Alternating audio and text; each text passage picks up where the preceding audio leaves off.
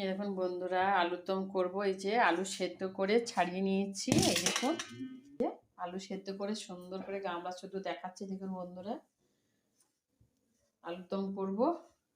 এই টমেটো কুচি একটা বড় দিয়েছি, পেঁয়াজ কুচি একটা বড় দিয়েছি, হলুদ আছে, লবণ আছে, পাঁচফোড়ন আছে, এখানে আছে কাঁচা লঙ্কার বাটা, আদা রসুনের পেস্ট, এখানে আছে সর্ষে, তার সঙ্গে একটু এখানে জল মতন হচ্ছে পোস্ত।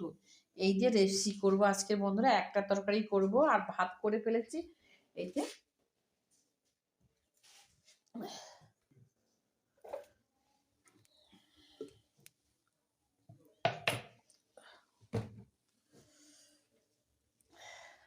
কইবে কে, পটল কইবে, সায়ন, এইসবরা বলবে।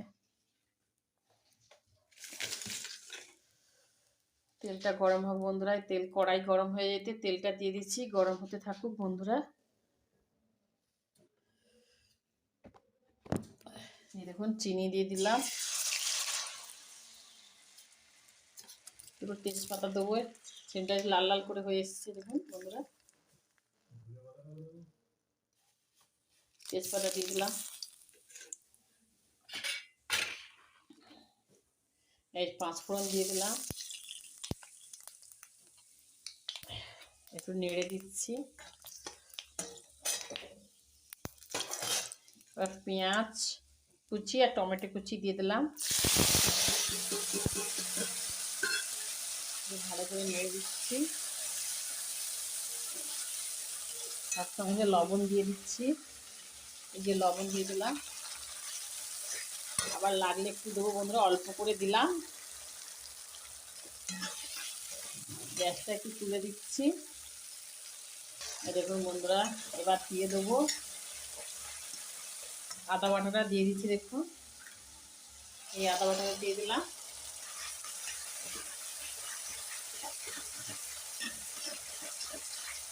এবার দিয়েছি কাঁচা লঙ্কা বাটাটা, দিয়ে দিলাম। নাড়তে যাচ্ছি ভালো করে, সুন্দর করে কষাতে হবে। এবং আস্তে আস্তে মশলা থেকে তেল বেরিয়ে যাচ্ছে। আর প্রচণ্ড ঠান্ডা করেছে বন্ধুরা, হাত পা কনকন করছে ঠান্ডায়, জড়সড় হয়ে যাচ্ছে।